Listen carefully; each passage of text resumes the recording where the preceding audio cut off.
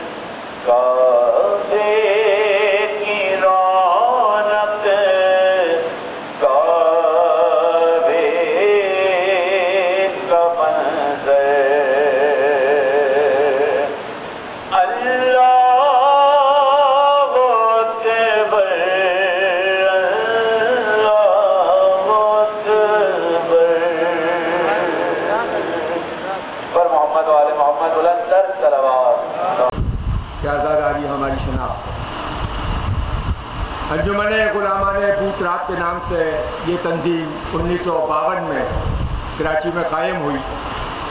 گزرتے وقت کے ساتھ تنظیم کا دائرۂ کار وسیع ہوتا گیا، چنانچہ 1964 میں فیڈرل بی ایریا میں ایک پلاٹ ST2 اس وقت کے قوانین کے تحت حاصل کیا گیا۔ 1967 میں اس تنظیم کو فیڈریشن کی شکل دی گئی اور حکومت پاکستان کے قوانین کے تحت اس کو رجسٹر کیا گیا۔ 1968 میں بھوتراب اسکاؤٹ کمیٹی اور بھوتراب جامع مسجد و امام بارگاہ 2 ذیلی باڈیز قیام میں عمل میں آیا اس کا، اور دارائے علماء بھوتراب پاکستان ٹرسٹ کا آغاز ہوا۔ 1977 میں ایک ڈکٹیٹر صدر پاکستان بن کر جو آئے تھے، انہوں نے ملت جعفریہ کے قانونی جو حقوق تھے ان کو سلب کیا ہوا تھا، تو ان قانونی حقوق کو حاصل کرنے کے لیے ایک اور ذیلی ادارہ فقہ جعفریہ رابطہ کمیٹی قائم ہوئی، اور اس کمیٹی نے مفتی جعفر حسین قبلہ مرحوم اور علامہ اقبال حیدر آبادی شہید کی قیادت میں ملت جعفریہ کے اہم مطالبات منظور کرا کر نمایاں کام انجام دیا۔ یہاں میں یہ ایک چیز آپ لوگوں کے اور گوش گزار کر دوں کہ جو بینکوں میں ہم زکوٰۃ کا جو فارم جمع کرتے ہیں زکوٰۃ مستثنیٰ کا، وہ اسی ادارے میں، اسی امام بارگاہ میں مفتی جعفر حسین صاحب کی سربراہی میں منظور ہوا تھا۔ بھوتراب ٹرسٹ نے اپنے ایک عالی شان 3 منزلہ عمارت تعمیر کر کے 1985 میں بھوتراب پبلک اسکول، جو کہ انگلش میڈیم بھی ہے، قائم کیا، جس میں مونٹیسری سے میٹرک تک تعلیم دی جاتی ہے اور جو حکومت سے منظور شدہ بھی ہے۔ لیکن ملک کی بگڑتی سیاسی صورتحال کے پیش نظر بھوتراب اسکول مالی مشکلات سے دوچار ہے۔ بھوتراب جامع مسجد و امام بارگاہ ٹرسٹ کے زیر اہتمام بھوتراب پبلک اسکول مصروف عمل ہے، جو مومنین حضرات تعلیمی میدان میں تعلیمی ماہرین یا مالی اعانت کرنا چاہیں وہ ٹرسٹ کے دفتر سے رجوع کر سکتے ہیں۔ بھوتراب ٹرسٹ نے 2 سال قبل علامہ سید رضی جعفر نقوی قبلہ جو سرپرست اعلیٰ ہے ادارہ علماء بھوتراب پاکستان کے، ان کی سرپرستی اور خطیب بھوتراب جامع مسجد مولانا سید محمد علی نقوی قبلہ اور مولانا سید علی حیدر زیدی صاحب قبلہ کی نگرانی میں مدرسہ بھوتراب قائم کیا، جہاں مرد و خواتین کے لیے حوضی طرز پر دینی درس و تدریس اور ذاکری کے کورس کا سلسلہ قائم کیا گیا ہے۔ اور الحمدللہ اس سال ماہ محرم میں مدرسہ بھوتراب کے طلبہ سندھ و پنجاب کے اکثر مقامات پر عشرۂ مجالس کی سے خطاب فرمائیں گے۔ علامہ رضی جعفر نقوی صاحب قبلہ جو بڑے صغیر ہند و پاکستان کے ایک اعلیٰ مذہبی خاندان سے تعلق رکھتے ہیں، آپ ادارے کے سرپرست اعلیٰ ہیں۔ ادارہ اپنے قیام سے لے کر آج تک علماء کرام کی سرپرستی اور مشاورت کے ساتھ مصروف عمل ہے۔ مولانا صاحب کا فرمان ہے، جہاں بزرگوں کی مشاورت کے ساتھ نوجوان قوت رہے گی وہاں کامیابی ہی کامیابی ہوگی۔ ماشاءاللہ ہماری شناخت صرف اور صرف غلامان بھوتراب ہے، ہم کسی اور ٹائٹل کے طلبگار بھی نہیں ہیں۔ ہمیں فخر ہے کہ ہم غلامان بھوتراب ہیں۔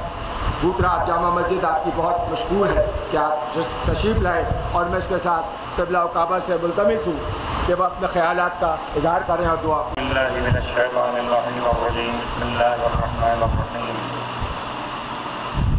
الحمد لله رب العالمين والصلاة والسلام على سيدنا ونبينا أبي القاسم محمد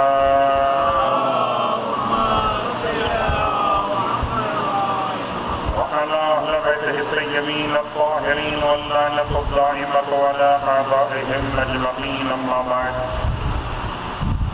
وقد قال الله تبارك وتعالى في كلامه الحميد وفرقانه المجيد: بسم الله الرحمن الرحيم وأذن في الناس بالحج يأتوك رجالا وعلى كل ضامر يأتينا من كل فج عميق. صلوات عليه محمد.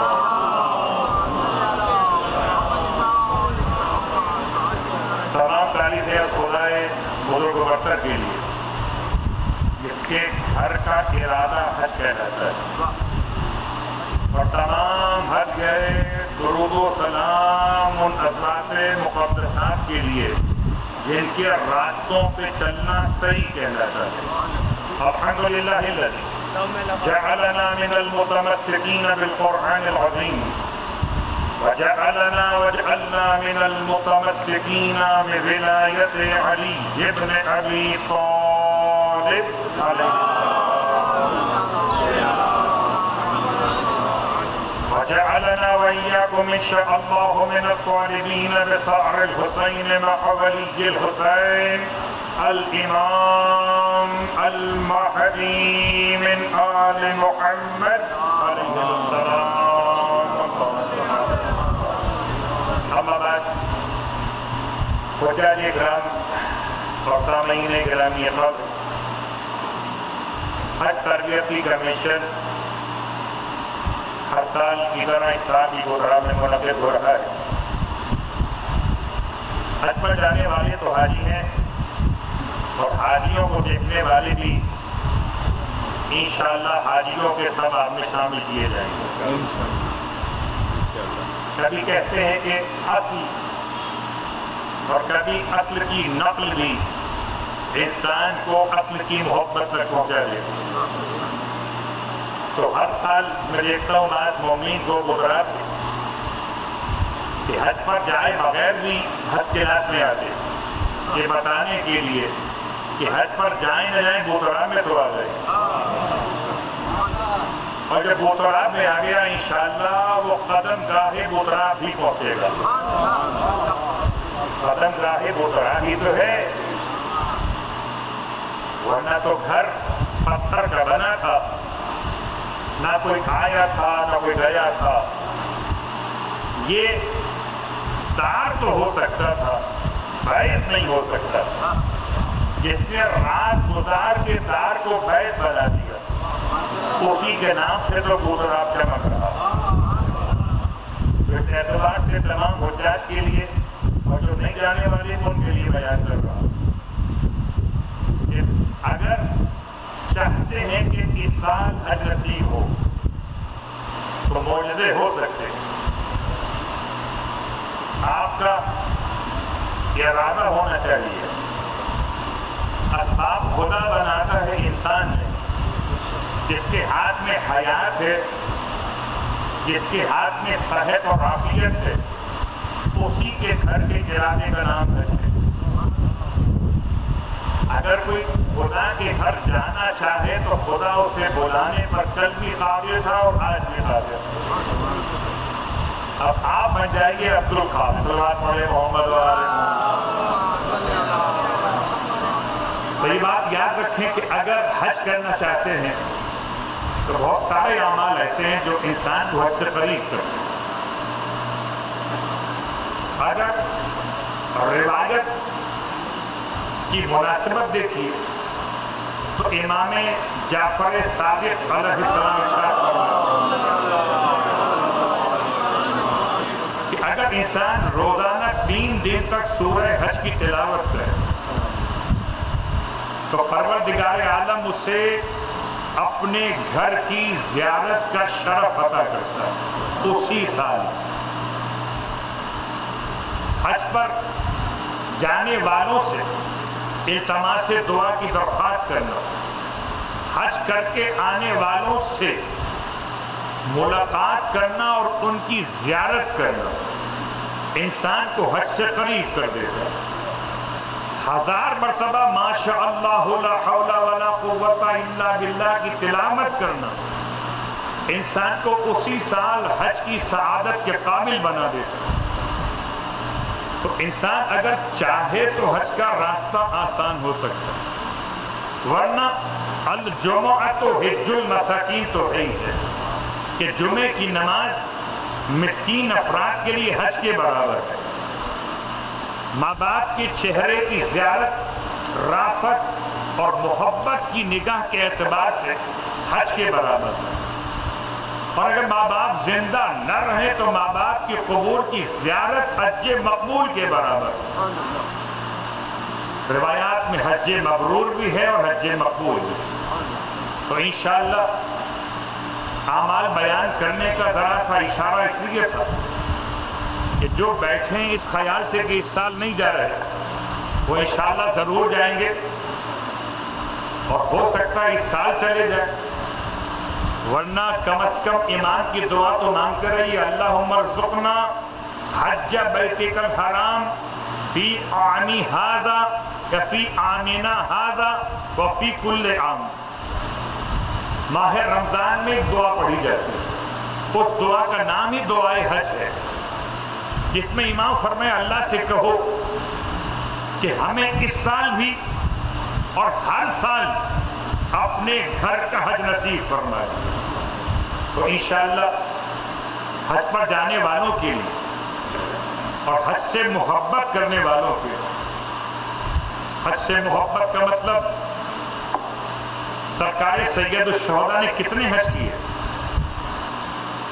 اور کیسے حج کیے، امام حسن مجتبیٰ نے کتنے اور کیسے حج کیے، معصومین علیہم السلام کے حج گنتی کے اعتبار سے بھی پیغام ہے اور طریقہ ادائیگی کے لحاظ سے بھی رہنما ہے۔ تو سنبھل سنبھل کے چلنے کا نام حج ہے، بگڑے ہوئے مقدر کو بنانے کا نام حج ہے۔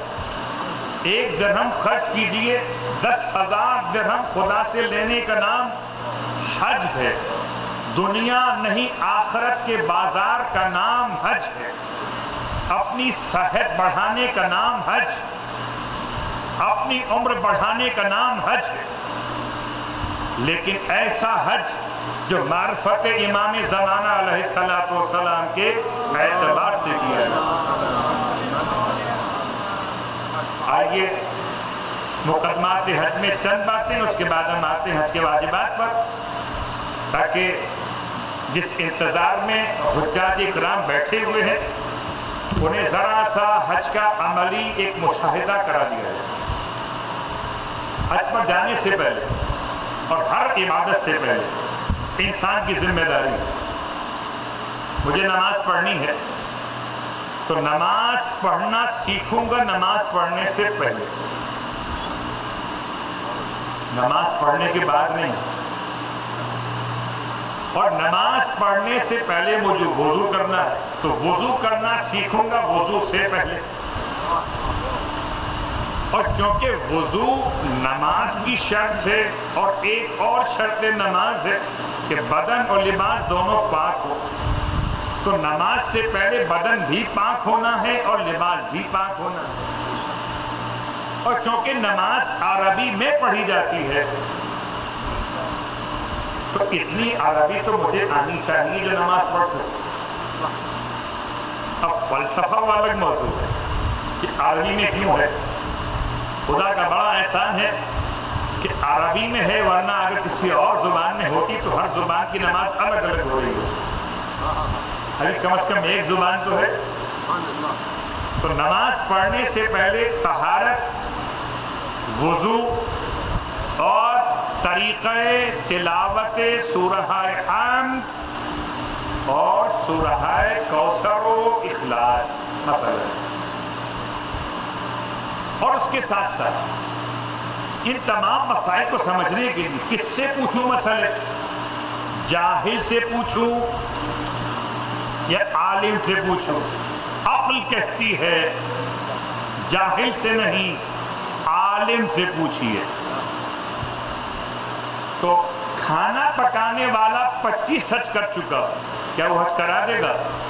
وہ حج ایسا ہی کرائے کہ نمک کہیں تیز ہوگا کہیں لیمو کم ہو جائے گا۔ یاد رکھیے حج کرنا اور ہے، حج کرانے کی ذمہ داری اٹھانا اور ہے۔ عالم سے پوچھیں تو عالم سے پوچھنے کا نام بیعت نہیں ہے، عالم سے پوچھنے کا نام تقلید ہے۔ لوگ پریشان ہوتے، معصوم کی بیعت ہوتی ہے تقلید نہیں، غیر معصوم عالم کی تقلید ہوتی ہے بیعت نہیں۔ بیعت کا مطلب وہ دین میں جو بیان کرے وہ حجت ہو جائے، معصوم ہے۔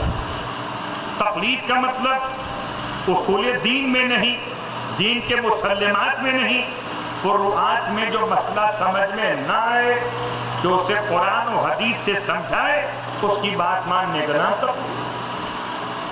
تو حج پر جانے سے پہلے کیونکہ سارے مسائل بیان ہوں گے ریفرنس کے اعتبار سے کسی بھی عالم کے نام کے ساتھ،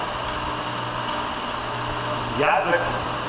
ایک چھوٹا سا واقعہ سناتا ہوں۔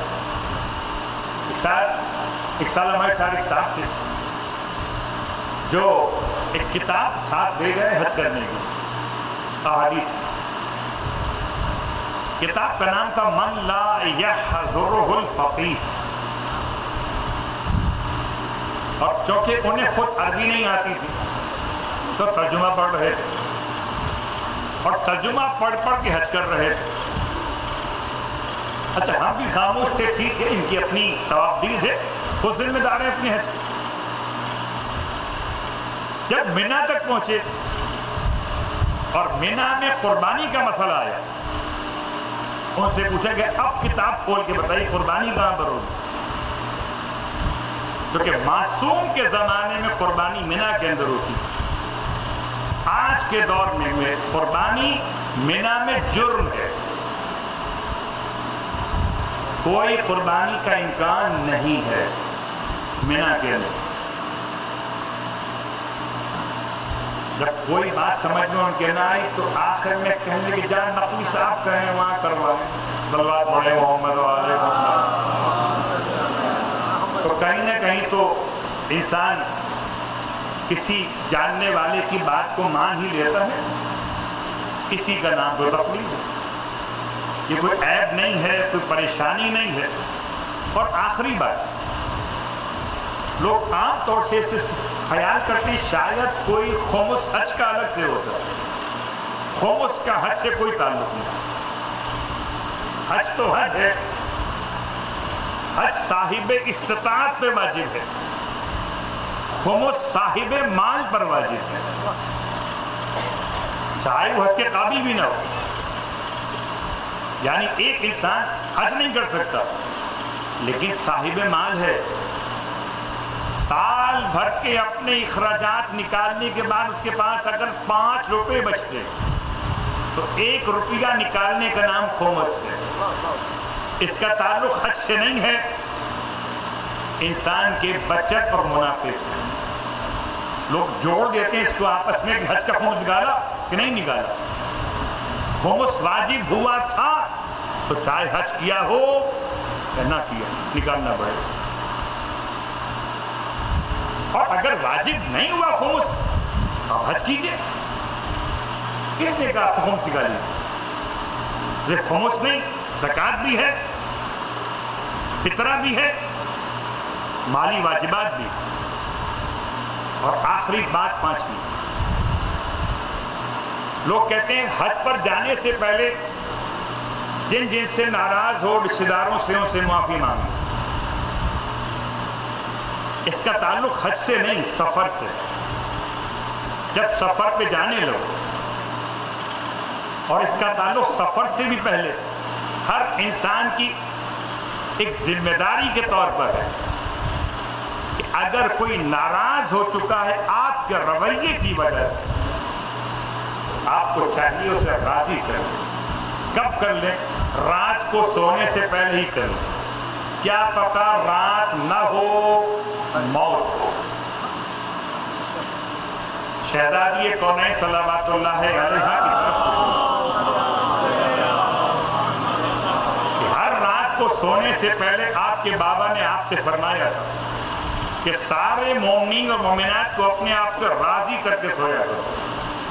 تو حج پر جانے سے پہلے یہ جملہ خاص لوگ بیان کرتے ہیں کہ ناراض بھائی سے، بہن سے، چچا سے، تایا سے ملاقات کیجئے۔ تو سوال کرتے ہیں مولانا وہ تو ملنا نہیں چاہتے، تو کہتے ہیں میں معاف نہیں کروں گا، جاؤ کر لو حج۔ آپ کی ذمہ داری گن پوائنٹ پر انہیں راضی کرنا نہیں ہے، آپ کی ذمہ داری اتنی ہی ہے جتنا خدا نے آپ کو استطاعت دی۔ اگر ان کا مال روکا تھا تو مال واپس کیجئے، اگر زیادتی ہوئی تو زیادتی کا ازالہ کیجئے، اور اگر کوئی بات بری لگی ہو تو ان سے معذرت خواہی چاہیے، طلب کیجئے معافی۔ وہ معاف نہ کریں تب بھی آپ معافی طلب کر لیں، تاکہ کم از کم کسی کا دل دکھا کر حج پر جانے والوں میں شامل نہ کیے کہ للہ علی الناس حج البیت من استطاع الیہ سبیلا۔ البتہ پانچویں بات کا تعلق پھر میں کہوں گا صرف حج سے نہیں ہے، زندگی بھر کے مسائل سے۔ تو آئیے اب آتے ہیں ووٹ کی طرف کہ کون کون سے مسائل یہاں لکھ کے لگائے گئے ہیں اور کیسے احرام پہن کے واجبات کو انجام دیا جائے۔ صلوات پڑھیں محمد علیہ۔ ایک چادر نیچے کے لیے اور ایک چادر اوپر کے لیے، لیکن یہ کب پہنیں گے اور کب اس کو اتاریں گے واجبات پورا کرنے کے بعد؟ آئیے سب سے پہلے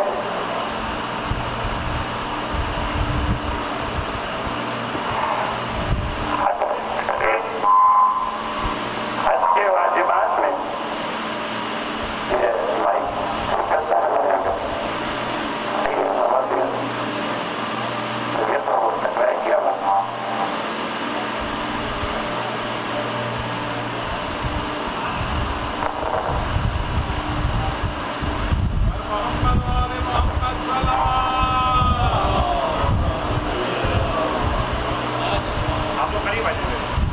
مسئلہ نہیں۔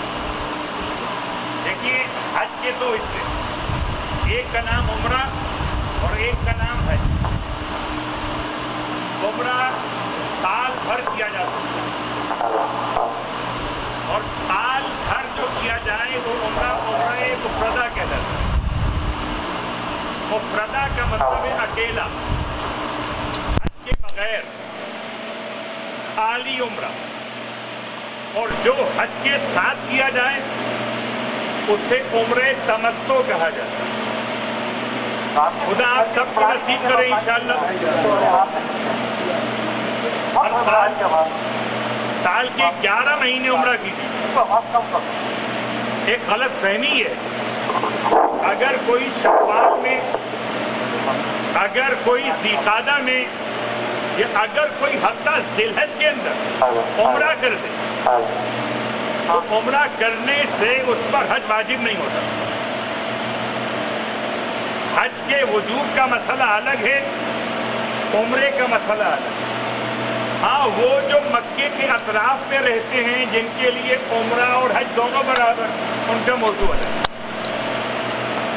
میرے اور آپ کے لیے جو ہم مکے سے 90 کلومیٹر کے باہر رہتے ہیں، ہمارے لیے عمرہ واجب نہیں ہے، سوائے منت کے، نظر کے، عہد کے، یا پچھلا عمرہ غلط کیا تو قضا کے، یا پچھلے عمرے میں شک ہو تو احتیاط اور معافی ذمہ۔ عام عمرہ مستحب،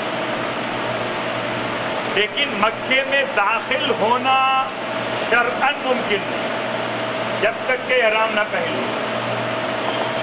تو سال کے 11 مہینے اور سال میں حج کے عنوان سے عمرہ کرنا اور تو عمرہ مفردہ میں 7 کام ہوتے ہیں اور عمرہ تمتع میں 5 کام ہوتے ہیں۔ حج کا عمرہ 5 کام ہے، حج کے بغیر 7 کام۔ کیا کام ہے؟ سب سے پہلا کام میقات سے احرام باندھنا، میقات سے احرام باندھنا، اور احرام باندھنے کے لیے واجبات احرام 3 باتیں۔ مردوں کے لیے تمام سلے ہوئے لباس اتار کر 2 چادریں پہننا۔ واجبات احرام میں دوسرا نیت کرنا، تیسرا تلبیہ پڑھنا۔ یہ تو واجبات، اس کے مستحبات کیا؟ احرام پہننے سے پہلے بدن کی صفائی، مرد ہو تو مونچھوں کو تراش کرنا، ناخنوں کا چھوٹا کر دینا، زیرے ناف اور بغل کے بالوں کو صاف کرنا، ہم مرد ہو ہم خواتین دونوں، से पुरुषों का मसला खवातीन का नहीं, ये मुस्तहबात में आता है। हज पर जाने से पहले, उम्रे पर जाने से पहले बदन की सफाई, खुदा से मुलाकात का बहाना। जब बगैर सफाई के खुदा से मुलाकात करेंगे और उसके बाद दूसरा मुस्तहब गुस्ल अंजाम देना। मीकात पर जाने के बाद अगर मीकात पर नहीं जा रहे तो जहां से ihram पहन लें। क्या मतलब? क्या मीकात के अलावा भी कहीं से ihram पहन सकते हैं? जवाब जी हाँ, मीकात से पहले ihram पहन सकते हैं, लेकिन उसके लिए नज़्र करना होता है। नज़्र का मतलब मिठाई पर फातिहा पढ़ना नहीं, नज़्र का मतलब अल्लाह से एग्रीमेंट करना कि मैं अल्लाह के लिए लाजिम करार देता हूँ कि मैं अपने उम्रे मुफरदा का ihram मसलन कराची एयरपोर्ट से पहनूंगा। ये नियत नहीं है, नज़्र, नियत अलग से। तो मीकात से पहले, मीकात का मतलब था ihram पहनने की जगह, ihram पहनने का वक्त। ihram का मतलब ऐसा लिबास नहीं, फिर क्या? ihram का मतलब चादर नहीं, फिर क्या? ihram का मतलब ऐसी हालत जिस हालत के इख्तियार करने के बाद 26 बातें हराम हो। 20 बातें दोनों के लिए मर्दों ख़वातीन, 24 बातें मर्दों की 4 जमा कर दी और 22 बातें औरतों के 2 जमा कर दी। 20 पर 4 यहाँ जमा 2 वहाँ जमा, कुल 26 वक़्त।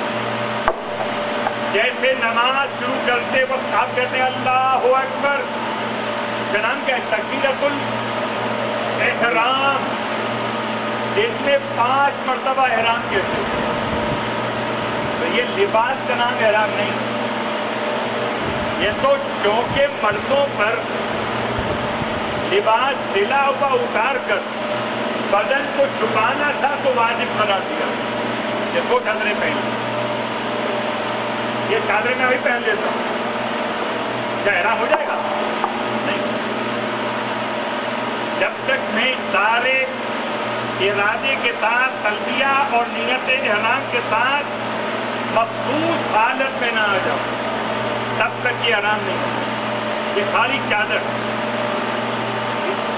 अब आइए, गुस्ले मुस्तहब आपने किया तो नियत क्या है? गुस्ले मुस्तहब बराए ihram उम्रे मुफरदा या ihram उम्रे तमत्तु या ihram हज तमत्तु।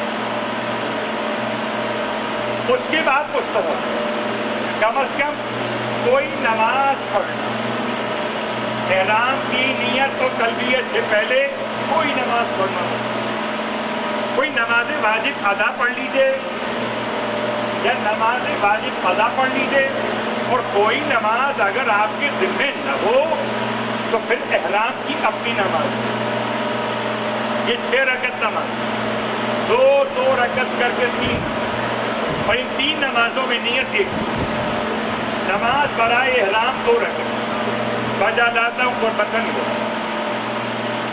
रकत अव्वल अलहम के बाद सूरह इखलास और दोवम में अलहम के बाद सूरह काफिरून अगर याद वो याद ना हो तो जाए पढ़ ली, देख के पढ़ ली। तो 3 नमाज ihram 2 रकत, ये मुस्तहबात। वाजिबात क्या है? वाजिबात 3, ये मर्दों के लिए। ख़वातीन के लिए नंबर 1 उनका अपना लिबास से नमाज ही ihram,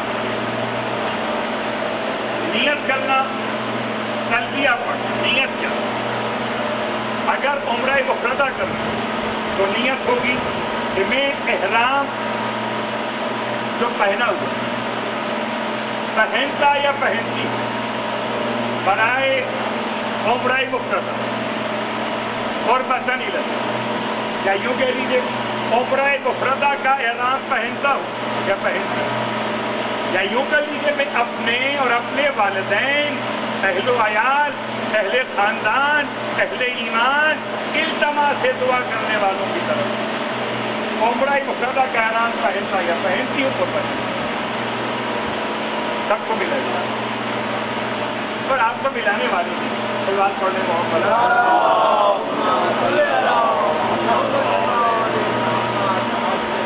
اور جب آپ نے یہ نیت کر اس سے پہلے آپ نے احرام پہنا.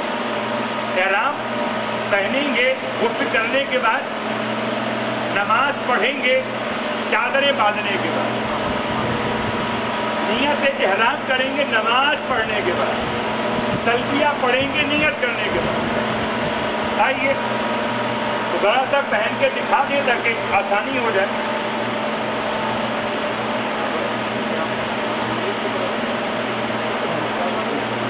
ابھی مفردہ کی بات ہو رہی ہے، تمتع کی بات دیکھیے. احرام پہننے کا طریقہ شریعت میں ویسے کوئی مخصوص نہیں، لوگ جیسے احرام چاہیں پہن.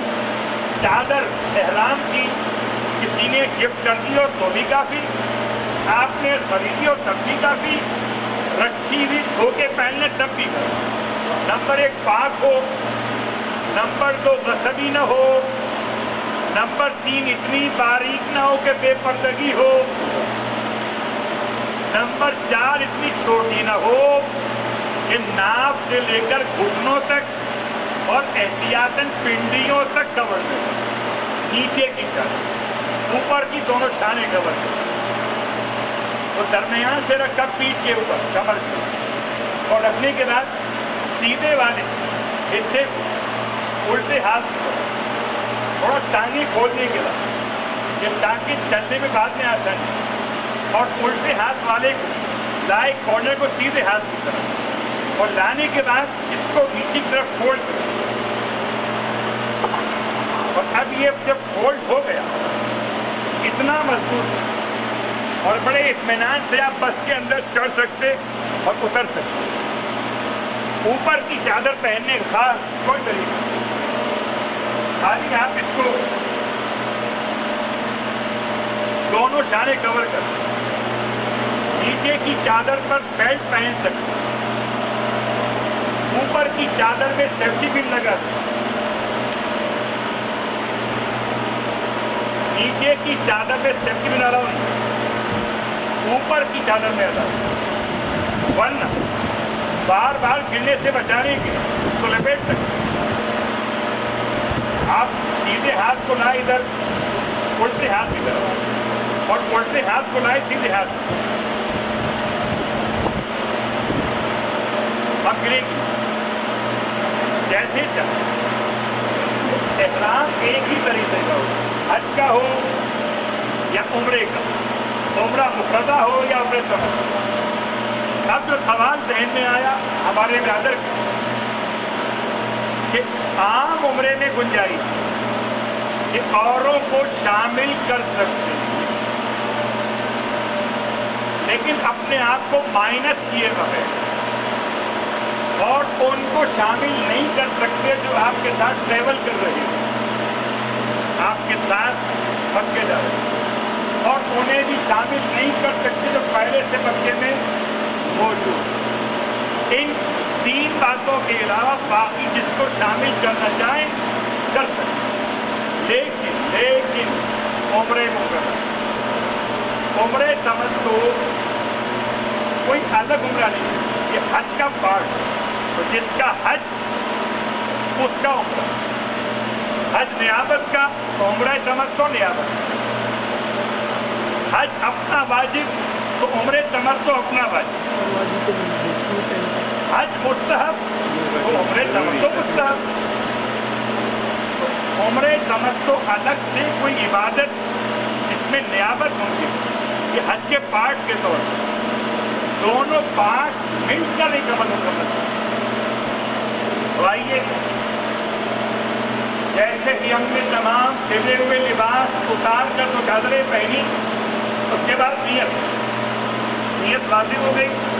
جو اپنا پہلا واجب حج کر رہے ہیں، ان کی نیت ہے عمرہ تمتع کے اندر، میں اپنے حج اسلام کے حج تمتع کے عمرہ تمتع کا احرام پہنتا یا پہنتی ہوں قربتاً جو نیابت کر رہے ہیں، میں اپنے والد صاحب کی نیابت میں حج بدل کے حج تمتع کے عمرہ تمتع کا احرام پہنتا یا پہنتی ہوتا۔ یاد رکھ، حج ایک کا ہی ہوتا ہے، نیابت حج ایک کا ہی ہوتا ہے، اصل واجب حج حج احتیاط۔ البتہ حج مستحب میں گنجائش ہے کہ اوروں کے نام شامل کیے وہ حج مستحب۔ حج واجب کرنے کے بعد اب اگر خدا نے کسی اور کو یہ موقع دیا کہ دوبارہ حج پہ آ گیا اپنے خرچے پر، تو چاہے تو کسی کی نیابت کر لے، ایک کا نام ہوگا، حج مستحب کر لے اپنے نام سے، اوروں کو ثواب میں شامل کر سکتے۔ نیت کرنے کے بعد اب تلبیہ لبیک اللہم لبیک لبیک لا شریک لک لبیک ان الحمد والنعمت لک والملک لا شریک لک لبیک۔ پہلے سنت کے یہاں ایک لبیک نہیں پڑھا جاتا، آپ کے یہاں 5 پورے پڑھے جاتے ہیں، لبیک لبیک لبیک لبیک اور لبیک 5 پڑھے جاتے ہیں۔ اس بحث کو نہیں بیان کر رہا، اس میں کتنا ٹکڑا واجب ہے اور کتنا مستحب، بس ایک مرتبہ پورا پڑھیے اور روز پڑھیے، کعبے کو دیکھ کر روز پڑھیے، اس کی برکت سے بھی خدا آپ کو اپنے گھر بلا دے، بالکل ایسے جیسے مولا حسین علیہ السلام کے روزے کی تصویر دیکھ کر، مولا عباس کے علم کی شبیہ دیکھ کر آپ مولا کو سلام کر لیتے ہیں نا، ایسے خانہ کعبہ کو لائیو دیکھتے ہوئے، تصویر دیکھتے ہوئے اگر خدا کے گھر کو لبیک کہہ دیں گے تو انشاءاللہ خدا آپ کو لبیک کہنے والوں میں بلا۔ جیسے ہی تلبیہ میں نے پڑھا تو پہلا کام تو ہو گیا، عمرہ مقررہ تھا تب بھی پہلا کام یہ، عمرہ تمتع کا تب بھی پہلا کام، میقات سے یا میقات سے نظر کر کے احرام پہنے، پہلا کام ہوگا۔ اس پہلے کام کو ان واجبات کے ساتھ مکمل کیا گیا۔ تلبیہ ہم نے پڑھ لیا، خواتین کا مسئلہ ان کا لباس، مگر نماز کا لباس، جس لباس میں نماز نہیں ہو سکتی خواتین، اس لباس میں احرام بھی نہیں۔ یہ چادر سفید ہونا واجب نہیں، پیلی ہو جائے چلے، نیلی پڑ جائے چلے، لیکن بالکل زرد لباس لینا احرام کے لیے مطلوب ہے۔ لباس کالا ہو تو مطلوب ہے، لیکن لٹکا جو ہوتا تھا زمانے میں ذرا سا پیلا ہوتا تھا، مشکل ہے۔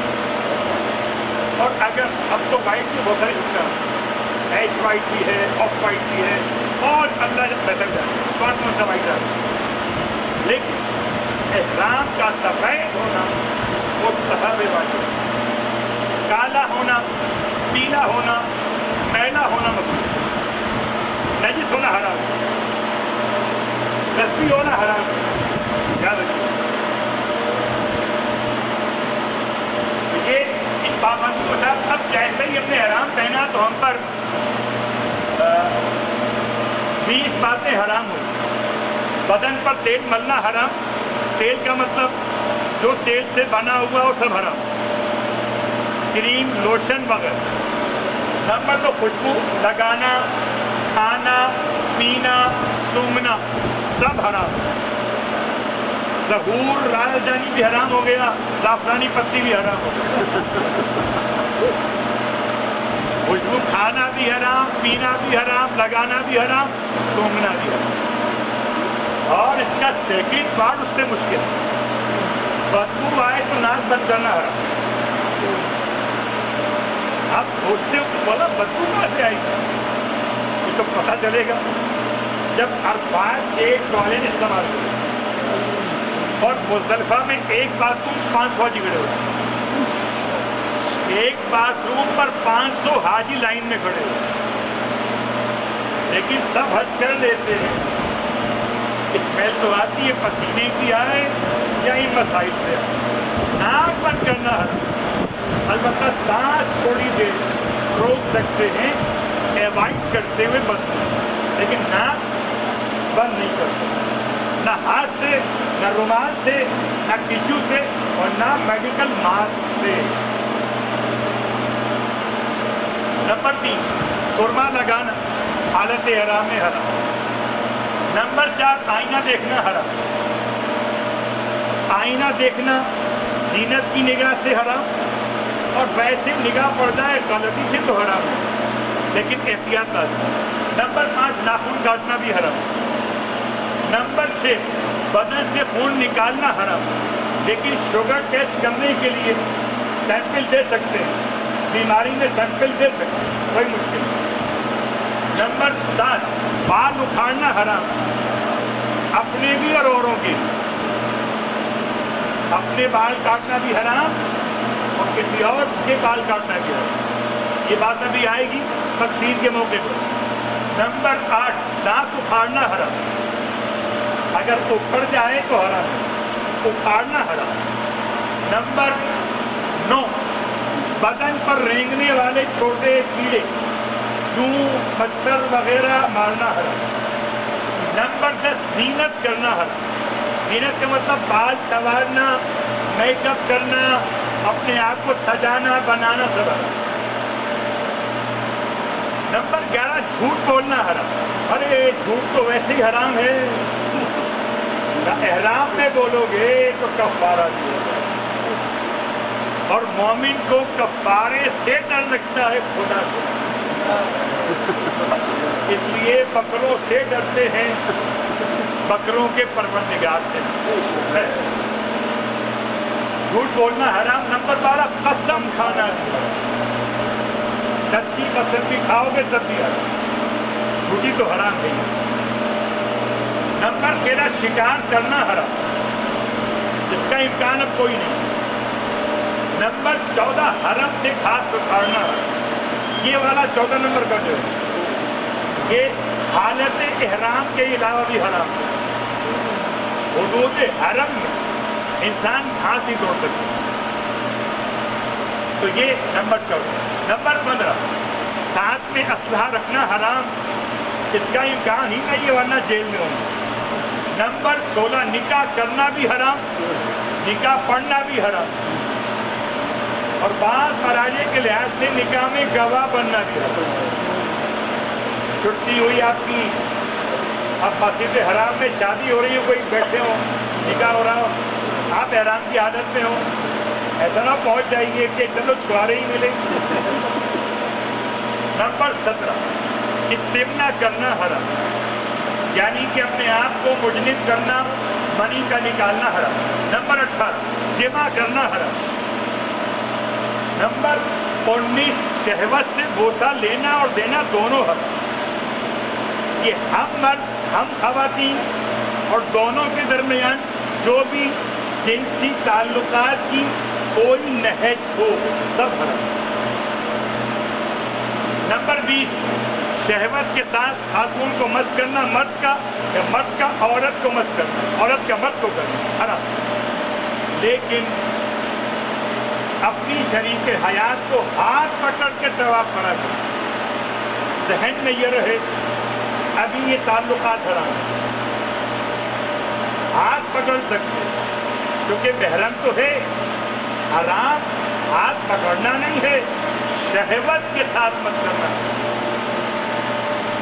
یہ ذرا خاص مسئلہ ہے ان افراد کے لیے جو فیملی کے ساتھ ٹریول کر رہے ہیں. یہ فیملی کہاں جائے گی بیچارے؟ صرف مردوں کے لیے سلا ہوا کوئی لباس پہننا حرام، حتیٰ کہ انڈر ویئر بھی حرام، نہیں پہن سکتے. بیلٹ سلی بھی ہوتی ہے مگر لباس نہیں ہوتا، انڈر ویئر لباس ہوتا، تعویذ لباس نہیں پہن سکتے، امام ضامن لباس نہیں پہن سکتے، وہ جو گلے میں ٹانگتے ہیں بیگ،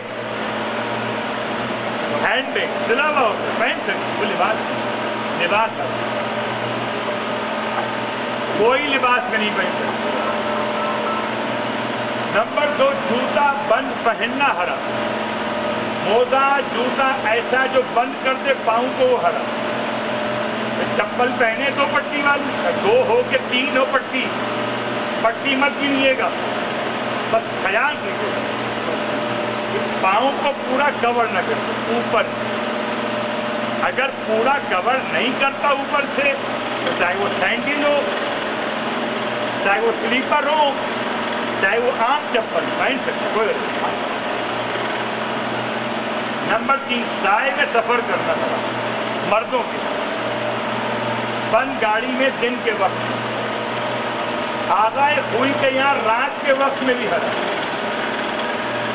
آغائے سیستانی، آغائے خامنائی اور آغائے خمینی کے رات میں حرام نہیں ہے، دن میں حرام۔ اور حرام کا مطلب یہ ہے کہ اگر مجبور ہو جائے تو کفارہ واجب، اور کفارے کا مطلب ہے کہ بکرا واجب۔ نمبر 4، سر ڈھانپنا حرام، اب یہ امامے سے ہو تب بھی حرام، ٹوپی سے ہو تب بھی حرام، مردوں کے چادر سے تب بھی حرام، کمبل لحاف سب حرام، سر کے ساتھ ساتھ کان بھی بند کرنا حرام۔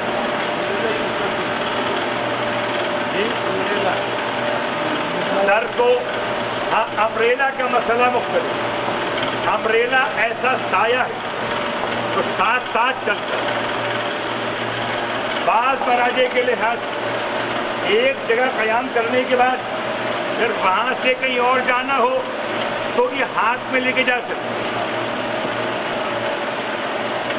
لیکن بعض مراجع کہتے ہیں یہ بھی سر پہ سایہ نہیں کر سکتے۔ البتہ عمارت کا سایہ، مسجد حرام کا سایہ، لفٹ کا سایہ جس میں آپ اوپر نیچے ہوتے ہیں لفٹ کے اندر، اس میں اس کا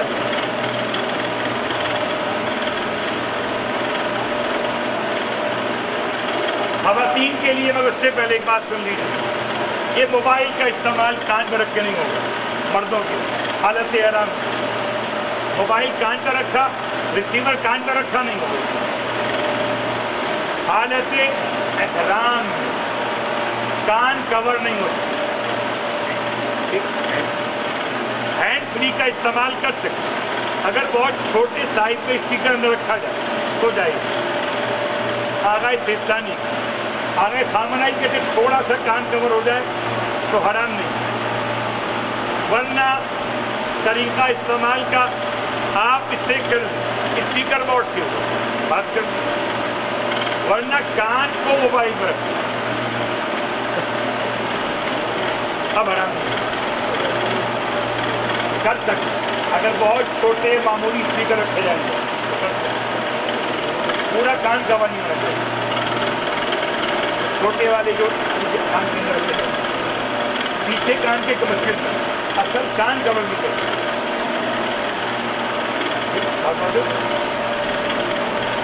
آگے خامنائی کے پرمیشن کتنا کان کور کرتا ہے، وہ تو مجبوری ہوتی،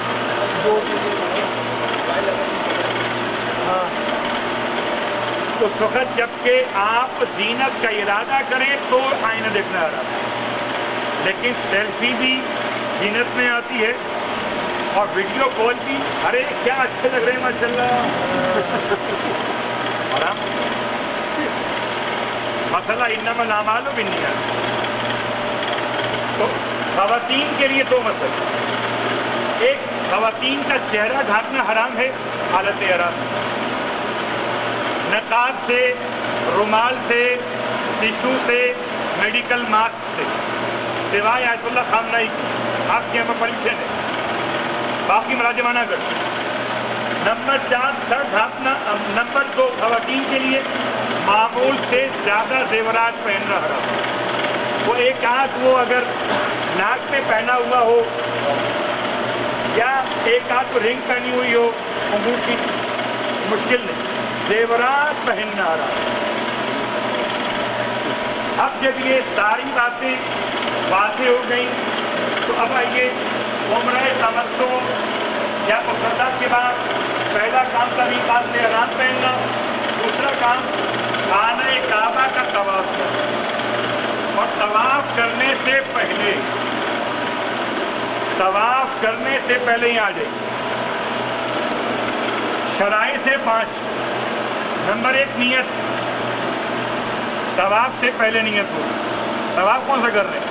عمرے کا ہے یا حج کا یا عام طواف، مستحب طواف۔ نمبر 2 طہارت، طواف سے پہلے وضو بھی ہو، اور اگر غسل واجب ہو گیا تھا تو غسل کیا جائے۔ نمبر 3 بدن اور لباس احرام دونوں پاک ہو۔ نمبر 4 مردوں کے لیے ختنہ شدہ ہو۔ نمبر 5 دونوں کے لیے ایسے ہو کہ انسان کے بدن کی شرمگاہ چھپی ہوئی۔ یہ 5 کام طواف کرنے سے پہلے، مسجد حرام میں آنے سے پہلے تیاری کریں۔ مومنات اپنا حجاب ٹھیک کر لیں، مومنین اپنا لباس حرام چیک کر لیں۔ اس کے بعد آئی واجبات طواف۔ طواف کے واجبات یہ 6 لکھے ہوئے، امام خمینی کے 7 واجبات۔ نمبر 1 ہر ایک چکر شروع ہوگا حجر اسود سے، اور نمبر 2 ہر ایک چکر ختم ہوگا حجر اسود پر۔ چکر کتنے؟ 7۔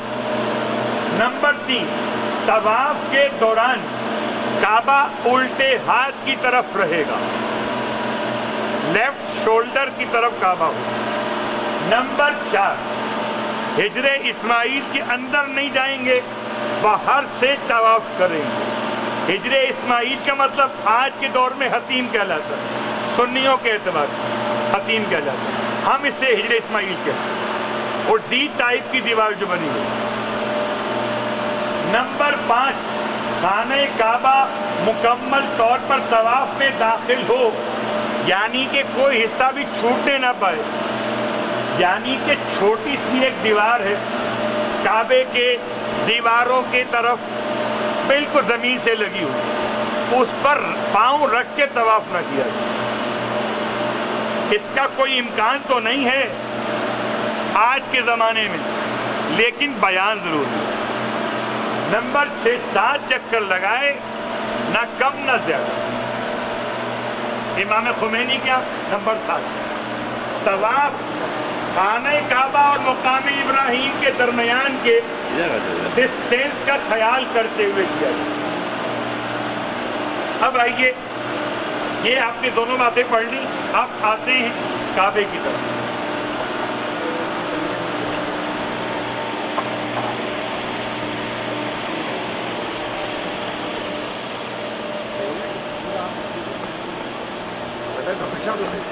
آج ایسا ہوا کہ یہ ہر سال بیٹا یہی ہوتا ہے، آپ اس پہ کام کرتا ہے ہمارا میرا اوپر سے کرتا ہے، ہم آپ کے ساتھ کر دیں گے۔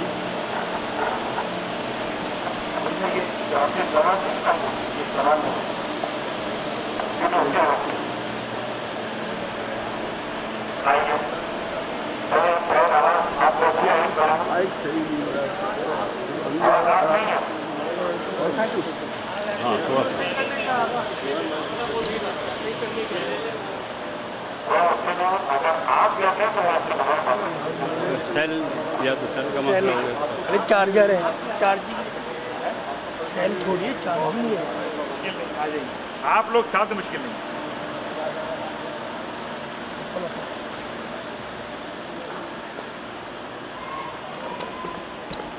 یہ خانہ کعبہ کے 4 کارنرز، آج اس طرف آگے دیکھ سکتے ہیں، خانہ کعبہ کے 4 کارنرز ہیں اور چاروں کے نام الگ الگ۔ ایک رکن شامی ہے، اس کا نام ہے خالی رکن، اس کا نام ہے حجر اسود والا کارنر، یہ اس کونے پر ہوتا ہے، حجر اسود والا کارنر۔ اس کی پہچان بہت ضروری ہے۔ اس کی پہچان پہلے زمین پر تھی، ایک ٹائل لگے تھے لائن سے، ایک بالکل لکیر بنی تھی ٹائلوں سے، براؤن کلر کی تھی، اب نہیں ہے۔ اب پہچان میں اس پردے پر خاص ڈیزائن دیا گیا ہے، یا حیو یا قیوم اللہ اکبر، اور ڈیزائن کے اندر لکھا ہوا ہے جیسے کوئی ہارٹ یا جیسے پان یا پتا بنا ہوا ہو، لائن سے بنے ہوئے۔ میری بات ابھی سن کے پھر جائیے کعبہ دیکھیے لائیو مسجد حرام، تو بات سمجھ میں آئے گی۔ نمبر 1 پہچان، نمبر 2 یہ بھائی، نمبر 3 اس کی بالکل سیدھ میں، ارے یار وہ دیوار کے اوپر بولو آ رہے ہیں، گرین لائٹ لگی ہوئی، اس کی بالکل سیدھ میں کعبے کے صحن والی دیوار پر لگی گرین لائٹ سے، جو انڈیکیٹ کرتی ہے کہ طواف شروع کہاں سے ہوتا ہے اور مکمل کہاں پہ ہوتا ہے۔ تو اگر یہ دکھائی نہ دے تو لائٹ دیکھ لیجیے گا، اور طواف شروع کرنے سے پہلے کعبے کو سمجھ لیجیے گا۔ اگر سمجھیں گے نہیں تو طواف غلط ہو جائے گا۔ تو طواف شروع کیسے ہوگا؟ شرائط آپ پڑھ کر آ گئے، سن کر آ گئے، آپ باوضو ہیں، لباس پاک، بدن پاک، اور آپ نے نیت کر لی ہے کہ میں اپنے عمرہ مفردہ یا عمرہ تمتع یا حج تمتع، ان تینوں میں کسی ایک کا نام جو سے آپ طواف کر رہے ہیں، یا ان تین کے علاوہ طواف النساء کر رہے ہوں عمرہ مفردہ کا، یا طواف النساء کر رہے ہوں حج تمتع کا، یا اس کے ماں سوا کوئی اور طواف کر رہے ہیں، عام طواف میں سے نیت کر لیں، اور نیت کرنے کے بعد ایک قدم پیچھے سے، 4 کارنرز ہیں، پیچھے والا اس سے جو رکن یمانی، رکن یمانی سے لوگ استوا کرتے ہیں، رکن یمانی بالکل سیم ہے حجر اسود کی طرح کھلا ہوا، لوگ چوم بھی رہے ہیں، مجمع لگا ہوا، بس ایک فرق یہ ہے، ایک تو اس کا ڈیزائن مختلف ہے پردے پر بنا ہوا، اور دوسرا اس کے لیے لائٹ کا عنوان نہیں ہے، رکن یمانی کی سیٹ میں لائٹ لگی ہوئی نہیں ہے۔ تو اگر آپ کو پہچان نہ ہو پائے تو یہ یاد رکھیے، ایک تو ڈیزائن بتائے گا، ایک یہ سلور میں خاص کور میں رکھا ہوا پتھر بتائے گا، ایک لائٹ بتائے گی اس کی سیٹ میں لگی کہ حجر اسود کون سا، رکن یمن اس سے پہلے ہے، یہ حجر اسود ہے، اس سے آپ نے پہلے نیت اور اس کے بعد چلنا شروع کیا۔ نیت کیا تھی؟ میں عمرہ مفردہ کا یا عمرہ تمتع کا یا حج تمتع کا طواف بجا لاتا یا بجا لاتی ہوں قربتاً الی اللہ، میرا یہ طواف شروع ہوگا حجر اسود کے سامنے سے، ایک قدم پیچھے نیت کر لی تاکہ احتیاطاً کوئی حصہ بغیر نیت کے چلا نہ جاؤں کہیں تو ضائع ہو جائے گا۔ نیت کرنے کے بعد آگے بڑھے، خانہ کعبہ میرے الٹے ہاتھ پر ہے، اینٹی کلوک وائز، یاد رکھیے گا کہ پورے 7 چکر آپ نے ایسے چلنا۔ امام خمینی کے مقلدین کے لیے کعبہ یہ مقام ابراہیم، اس کے بیچ سے چلنا، باقی مراجع کے اعتبار سے باہر سے بھی آ سکتے، پورے صحن میں جہاں جہاں لوگ چل رہے ہیں ان کے ساتھ چل رہے۔ البتہ ذرا خیال کیجیے، لوگ یہاں پہ جب آتے ہیں سینہ ایسے کیا بسم اللہ اللہ اکبر، اور دیکھا خالی ہے، اللہ اکبر۔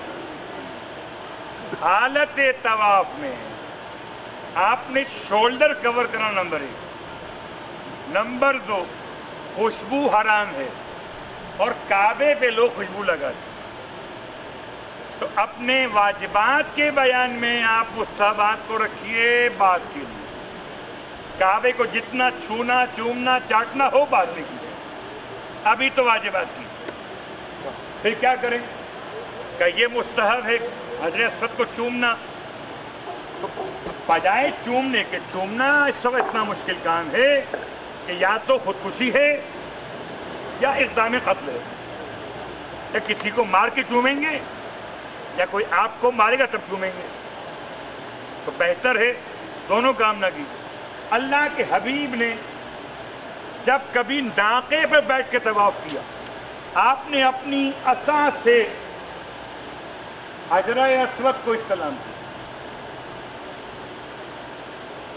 یا پیغمبر نے ہمارے اور آپ کے لیے اپنے ہاتھ کو بلند کیا کعبے حجر اسود کی طرف, شولڈر کو آؤٹ کیے بغیر, بسم اللہ وباللہ اللہ اکبر اللہم امانتی ادیتها ومیثاقی تعاہدت لتشہد لی بالموافات, اور اپنے ہاتھ کو چوم, ثواب اتنا ہی ملے گا. ہر چکر پر یہ مستحب ہے دعا پڑھنا, خاص دعا بسم اللہ اللہ اکبر کہنا کم از کم. اس کے بعد آگے بڑھے, کعبے کا گیٹ آ گیا, اس سے پہلے مقام ملتزم آیا. آگے بڑھے, یہ چھوٹی دیوار یہ شادروان کہلاتی ہے, اسی پر مقام جبرائیل بنا ہوا ہے, اسی پر مصلی شبر و شبیر ہے, اسی پر مقام ماجر. یہ 3 زیارتیں ہیں جو دکھائی نہیں دیتی. پتھروں کے ہی بیان میں ان کا بیان پوشیدہ ہے. فی الحال آپ نے طواف کرنا ہے, زیارتیں نہیں کرنا. آپ آگے بڑھے, یہ ہے حجر اسماعیل یہ حتیم جو کہہ رہا ہے, اس کے اندر سے نہیں جانا.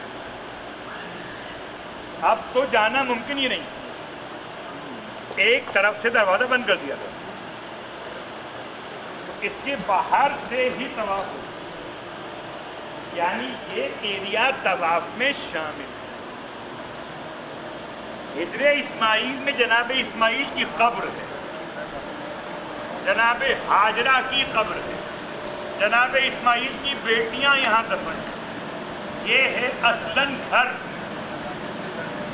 لوگ کہتے ہیں قبروں کا طواف کرتے ہو کربلا جا کر, سب کر رہے ہیں مکے جا کر. حجر اسماعیل شامل طواف ہے.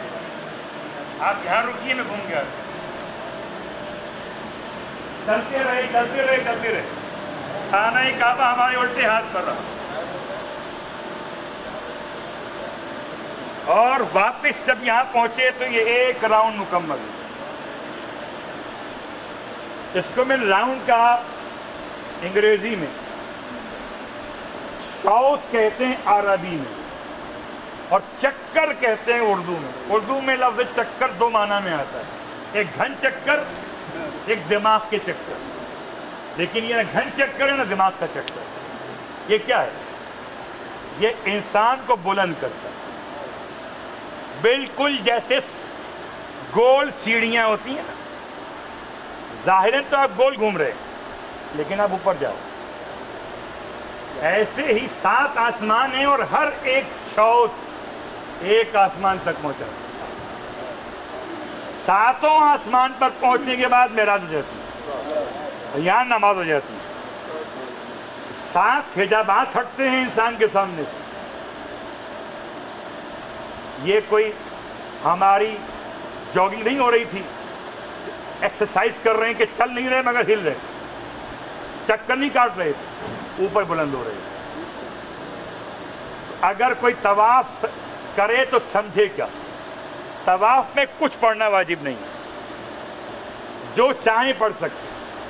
درود پڑھیں, تسبیحات اربع پڑھیں, سورہ قرآن پڑھیں, یا ائمہ کے نام پڑھیں, یا مولا کا ذکر کریں, جو چاہیں پڑھیں.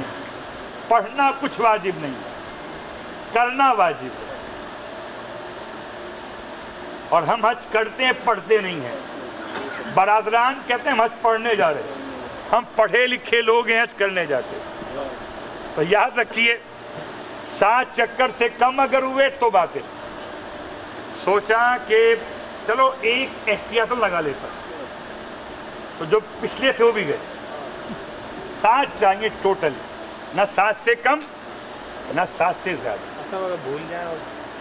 بھول جائیں اور فیصلہ نہ کر پائیں کہ چکر کون سا ہے تو طواف باطل، یہ نہیں چلے گا۔ اس میں تو 7 چاہیے، پراپر 7۔ اگر فیملی کے ساتھ دوستوں کے ساتھ طواف کریں، کوئی ایک گنے سب نہ گنے، ورنہ ایک کا ہی چھٹا ایک کا ہی 5واں لو ہو گیا اختلاف، دونوں کا ہی چلا جائے گا۔ بہتر ہے کوئی ایک گنے اور باقی اس پہ یقین کرے۔ کیسے گنے؟ پہلا چکر پہلے امام کے نام سے، یا علی ہو یا علی ہو یا علی ہو یا علی ہو یا علی۔ دوسرا یا حسن ہو یا حسن ہو یا حسن۔ تیسرا یا حسین ہو یا حسین ہو یا حسین۔ اب امام کے نام تو نمبر سے یاد ہے نا، جس امام کا نام لے رہے ہوں گے وہ چکر سمجھ میں آ جائے، اب سے آسان طریقہ۔ ورنہ 7 دانوں کی ترجیح ملتی ہے، اس میں گن لی گنتی لازم، پورے 7 چکر میں وضو باقی رہے۔ اور چلتے ہوئے اگر کسی کو کراس بھی کرنا ہو تو ایسے نہیں کرنا، پھر کیسے کرنا؟ ایسے کرنا ہے کہ یہ خانہ کعبہ کی طرف سے شولڈر آؤٹ کر، لیکن روبوٹ بن کے نہیں چل سکتے، تھوڑا بہت گردن ہلا سکتے، یعنی ارے کہاں رہ گئے، دوبارہ کٹ رہے۔ کوئی اگر 7 چل رہا ہو نا اس سے آگے بڑھنا ہے مجھے، تو میں یوں نکل کے جاؤں، ممکن نہیں۔ میں ایسے آیا، ایسے گئے، اس طرح سے کہ میرا یہ شولڈر اس سے آؤٹ۔ پہلے تو کوشش کریں کہ کسی سے مقابلہ ہی نہ کریں، اپنے نارمل چلیں۔ 2-4 منٹ کا فرق پڑتا ہے، آگے پیچھے کون ریس لگائے۔ سکون و اطمینان سے چلیں، اور یہ یاد رکھیں مجمع 1 لاکھ ہو جاتا ہے کم از کم صحن میں طواف کرنے والا۔ پہلے چھوٹا صحن تھا، صحن بڑا ہو گیا، تو 50,000 کا مجمع ہوتا تھا پہلے، جب پورا فل طواف ہو رہا ہوتا۔ اور طواف گراؤنڈ لیول سے ہوگا یا کعبہ بنا ہوا، یا اس لیول سے ہوگا جو کعبے کی ہائٹ سے نیچے۔ لیکن اگر کسی فلور پر جائیں گے، جیسے ایم فلور، میزنائن فلور، جو کعبے کی ہائٹ سے نیچے، اگر وہاں طواف کریں گے تو وہاں کا ایک چکر یہاں کے 7 کے برابر۔ نمبر 1۔ نمبر 2، نماز پڑھنے کے لیے آپ کو ایم فلور سے نیچے آنا پڑے گا، صحن کعبہ کے اندر۔ نماز تو مقام ابراہیم کے پیچھے ہی پڑی جائے۔ اب مسئلہ ہے کہ ان 7 چکر میں وضو باقی ہے۔ اگر وضو ٹوٹ گیا تو چکر بھی یاد رہے کس میں ٹوٹا تھا وضو، اور جگہ بھی یاد رکھے کہ کہاں ٹوٹا تھا وضو، تاکہ اس کا علاج کر سکے۔ 1 سے لے کر 4 تک اگر ٹوٹ گیا وضو تو آئیے باہر نکل کے وضو کیجئے۔ اندر وضو خانے مرد و خواتین کے، ورنہ باہر بنے، ورنہ ساتھ میں رکھے پانی کی بوتل، وضو کر کے واپس اندر آئیے اور نئے سرے سے 7 چکر لگائیے، 1 سے 4 تک۔ اگر یہ ہو گیا اور 4 سے 7 تک ہو گیا تو باہر آئیے، وضو کیجئے، اور جہاں سے منقطع ہوا تھا، جو چکر نمبر تھا، اس سے 1 قدم پہلے احتیاطاً کور کرتے ہوئے باقی حصہ مکمل کر دیں۔ لیکن اگر 4 اور 3 کے بیچ میں، بعض کہتے ہیں کہ 3.5 سے 4 کے درمیان اگر ٹوٹ گیا تو دونوں کام کرنے پڑیں گے۔ وضو کر کے آؤ، اسے مکمل کرو، اور ایک 7 چکر اور لگا. تو بڑی دعا مانگیے کہ وضو باقی رہے، ہلکا کھائیے، نقصان دینا کھائیے کہ وضو باقی اور باقی رہتا ہے. اگر خدا پر بھروسہ اور اپنی بہنوں بیٹیوں کے لیے آغائے عراقی کی بیٹی اکیلی حج کرنے آئی تو پرابلم یہ تھی کہ مردوں کے درمیان کوئی محرم ساتھ نہیں ہے ان کا جو انہیں کور اپ کر سکے. بڑی پریشان، ابا کے پاس گئیں، ابا تھے آیت اللہ، ابا کو دعا بتائیے. بہت پریشان ہوں کہ میں نامحرم مجھ سے مس ہو جائیں گے. فرمایا اللہ کے 2 نام یاد کرنا، یا علیم و عین سے علیم، یا خبیر و خبر سے. یہ پڑھتی چلی جانا، تمہارا مسئلہ حل ہو جائے گا. حج کر کے ابا کے پاس گئی، ابا یہ 2 نام اللہ کے لیے ایسے سامنے ایک حصار بن گیا کہ جیسے کسی نور کا حالہ میرے ساتھ چل رہا اور کوئی اس میں داخل نہیں ہو پاتا تھا.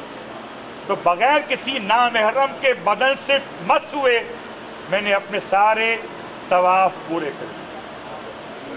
یا علیموں یا یہ صرف عورتوں کے لیے ہی نہیں، مرد ہی پڑھ سکتے، لیکن مردوں سے زیادہ حساس مسئلہ خواتین ہے. اس لیے ہم نے کہا تھا جو ساتھ میں جا رہے ہیں فیملی، وہ فیملی کی خواتین کور کر سکتے، محرم خواتین، ماں ہو، بیٹی ہو، بہن ہو یا شریک حیات کور کر سکتے. یہ 7 چکر مکمل کرنے کے بعد اب آئیے مقام ابراہیم.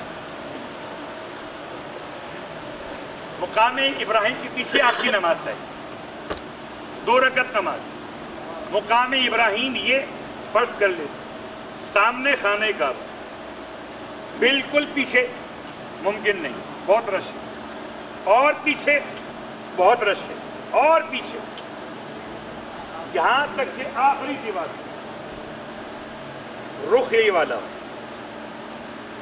آخری دیوار تک تو ٹائم مل ہی جاتا، لیکن آغائے سیستانی کے اعتبار طواف اور نماز کے بیچ میں گیپ نہیں ہونا چاہیے. گیپ تو کوئی قبول نہیں کرتا، یعنی اب کوئی نماز، اب کوئی دعا، اب بیٹھنا، اب کچھ اور پڑھ لینا، کچھ نہیں. سیدھا طواف کے بعد آئیے اور طواف کی نماز پڑھیے. طواف کی نماز آغائے سیستانی کے اعتبار سے 10 منٹ کے اندر شروع کر دیجیے. 10 منٹ سے ٹائم اوپر ہوا، عام حالات مشکلات میں نہیں، وضو کے مسائل میں نہیں، اوپر سے نیچے آئے، اگر معذور تھے تو نہیں، عام حالات نارمل انسان کے لیے 10 منٹ کا ٹائم. لیٹ ہو گئے طواف پہ اور 7 چکر پھر دوبارہ سے لگانے. اس لیے سیدھے سیدھے شریف بچے بن جائیے، بالکل وہاں سے آئی سر جھکائی میں نماز پڑھ، اور نماز پڑھنے کے بعد پھر سانس لیجیے سکون کا. اب وضو رہے تو سبحان اللہ، نہ رہے تو پرواہ نہیں. یہ 2 واجبات ہوئے. واپس آ جائے گی سین.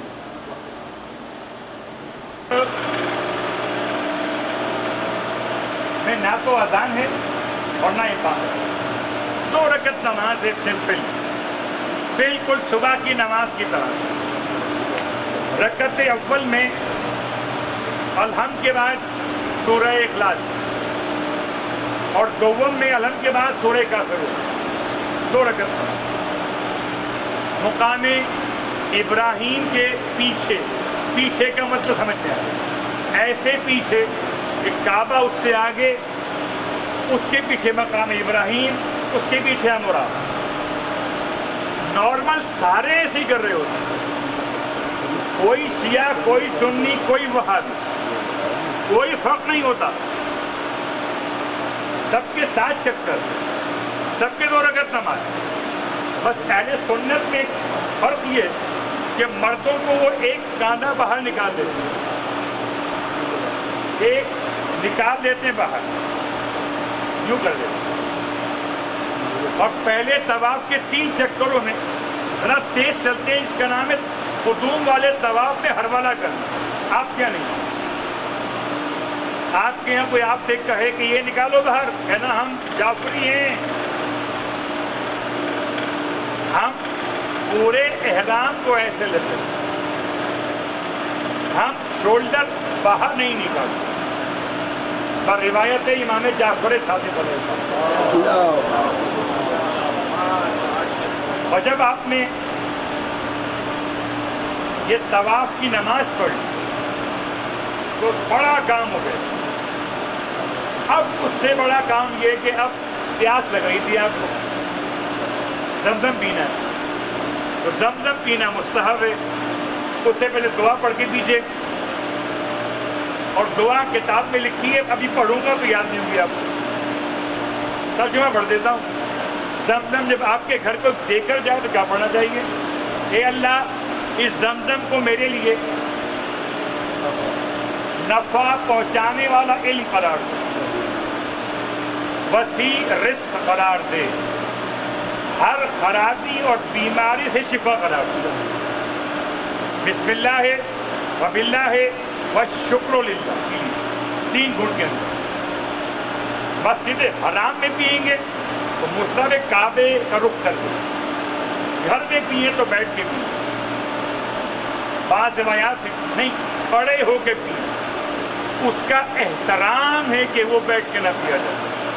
جیسے کوئی بڑا آ جائے تو بیٹھنا احترام نہیں ہے, بلکہ کھڑے ہو جانا ہے.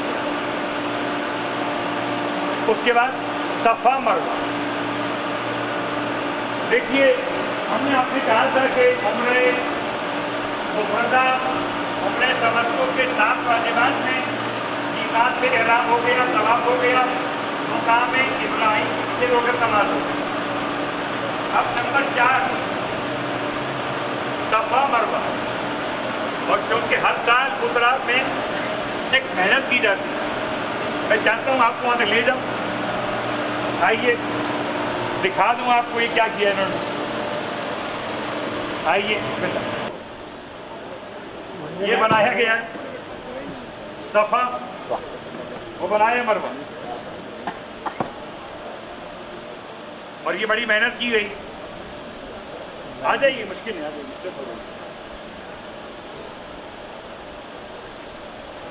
صفا اب ایک پہاڑی نہیں ہے, پہاڑی کی باقیات, کچھ آرٹیفیشل ہے کچھ ریئل, لیکن جگہ اور اونچائی کا خیال کیا گیا. اس لیے ہمارے اعتبار سے اسی مقام سے صحیح کا آغاز ہوتا ہے. اچھا سوال کیا جوان نے. آغائے سیستانی کے لحاظ سے تو طواف کے بعد طواف کی نماز 10 منٹ پہ شروع کرتے, باقی مراحل عرف عام کو معیار بناتے. یہ کہا جائے کہ طواف کے فوراً بعد آپ نے نماز پڑھ لی, اتنا کافی. 10 منٹ ہوں, 12 منٹ ہوں, 9 منٹ ہوں, مشکل.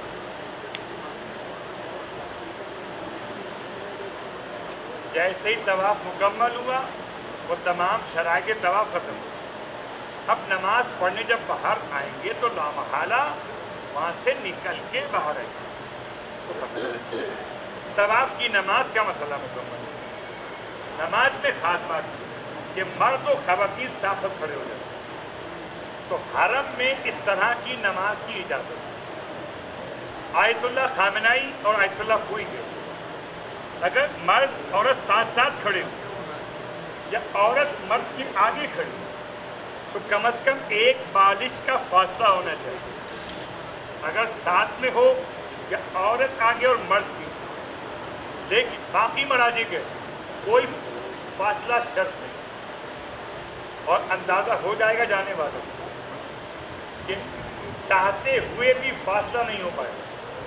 اتنا مجمع ہے نماز پڑھنے والوں, اور اتنا مجمع ہے قبضہ کرنے والوں, اٹھتے ہی نہیں وہاں سے, اللہ ہی اٹھائے گا ان کو. ان سے لان کہیں بھائی 2 رکعت نماز پڑھو نہیں ہوتا. خاص نماز کے اوقات سے قریب اوقات. اب آپ نے صفا مروہ کو سمجھنا ہے, اور اس کے بعد خلاصہ کرتے ہیں. یہ صفا کی علامت کے طور پر اونچائی بڑھائی گئی. اس اونچائی پہ چڑھنا والے صحیح کر لی. صحیح کا مطلب ہے 7 چکر لگا. 7 کا مطلب ہے جانا 1 چکر, آنا 2, تو 3.5 کو 7 کہا جاتا ہے. صفا پہاڑی پہ چڑھنا واجب ہے. اس کی اونچائی سے ہی نیت کر, یعنی یہاں ریمپ سے نیت کر کے آگے بڑھتے. پوری پہاڑی پہ جانا ویسے تو آخر تک جانا ممکن نہیں, لیکن جہاں تک شیشے کی وال بنائی گئی وہاں تک بھی جانا واجب ہے. جہاں سے ریمپ سمجھ میں, چڑھائی سمجھ میں اتنا کرنا. تو صفا سے نیت کیجئے, عمرہ مفردہ ہو یا تمتع یا حج تمتع, صحیح بجا لاتا یا بجا لاتی, اور بطن ادھر. نیت کرنے کے بعد آپ نے چلنا. اب یہ علاقہ شامل مسجد حرام ہے. اب یہاں چپل پہن سکتے, اب یہاں چپلیں پہن سکتے. کوئی خاتون اگر حالت طہارت میں نہ ہو تو اس علاقے میں آ کر بیٹھ سکتے, لیکن باہر کی طرف سے مسجد حرام سے آنے کی طرف یہ علاقہ مسجد کے باہر, لیکن مستحب ننگے پاؤں چلتے. آپ ویل چیئر پہ صحیح کر سکتے, مگر مستحب پائلٹ صحیح کر سکتے. ویل چیئر پہ کریں گے تو بعض مراجع کہتے ہیں پھر پیچھے خود چلائیے ہاتھوں سے. اگر معذور ہیں تو پھر کسی اور کو چلانے کے لیے مامور کر سکتے. تو خیال رکھیے سو نہ جائیے. اگر سو گئے تو پھر صحیح نہیں, جاگتے رہیے گا, صحیح کرتے رہیے گا. اس میں بھی دعا پڑھنا واجب ہے, جو چاہیں پڑھ سکتے. ویسے 7 دعائیں میں لکھی. پہلا چکر صحیح کا ایک دعا, دوسرا دوسری دعا, ایک اور دعا, ایک اور دعا, 7 دعائیں ملیں گی. واجب نہیں. صحیح میں خیال کیا کرنا ہے؟ خیال کرنا 1 3 5 7 یہ چکر ایسے 4 جو شروع صفا سے اور اینڈ مروہ پہ ہوتے, اور 2 4 6 یہ چکر نمبر شروع مروہ سے ہوتے ہیں, ختم صفا پہ ہوتے. اٹ مینس مطلب یہ ہوا کہ صفا سے شروع کریں گے 1 نمبر, تو 1 نمبر ختم مروہ پہ ہوگا. 2 نمبر چکر شروع مروہ سے ہوگا, اینڈ صفا پہ ہوگا. تو نمبر 7 شروع کہاں سے ہوگا؟ صفا سے ہوگا. ختم کہاں پہ ہوگا؟ مروہ پہ. اور چلنا ایسے ہے کہ کہا جائے پیچھے صفا آگے مروہ, ایسے نہیں چلنا. ایسے چلنا ہے کہ کہا جائے کہاں سے آ رہے ہیں اور کہاں جا رہے ہیں. بیچ میں گرین لائٹس کا ایریا آتا ہے, لگایا گرین. وہ گرین لائٹس کا مطلب ہے مردوں کے لیے مستحب ہے کہ تھوڑا سا تیز چلے, جاگنگ کی طرح. اس سے ہروالا کے لوگ دوڑتے ہیں, دوڑنا نہیں. خواتین کے لیے تو نہ دوڑنا اور نہ ہی ہروالا کرنا, کچھ بھی نہیں سوائے چلنا, نارمل چلنا. مردوں پر بھی یہ واجب نہیں ہے گرین لائٹس کے بیچ میں تیز چلنا, واجب نہیں, مستحب. واجب کا چلنا بس.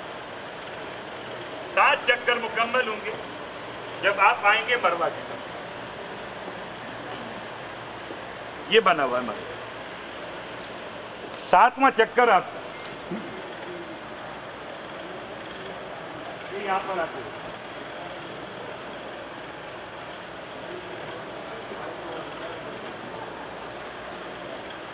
اب مروہ کا مسئلہ بھی سیم وہی والا.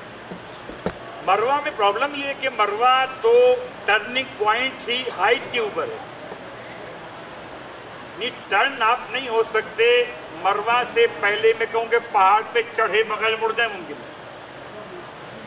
اس میں تو پہاڑ پر چڑھ کر ہی مڑا جا سکتا. تو یہاں تو یہ بحث ختم ہو گئی. صفا پر 2 امکانات ہیں, ایک ریمپ شروع ہو وہاں سے مڑ جائیں, اور ایک آخری ہائٹ تک اوپر چلے جائیں. तो वहाँ पर लोग समझते शायद ऊपर जाना लाजिम और वाजिब नहीं, ऐसा मरवा तक पहुंचे 7 चक्कर मुकम्मल हो गए, ये आपकी सही मुकम्मल हो, सही में बगैर वजू के भी सही हो सकती, लेकिन सही मुकम्मल करने के बाद अब अगला कदम बैठ के सुनिए, आइए इत्मीनान से, आप थक चुके हैं और अभी तो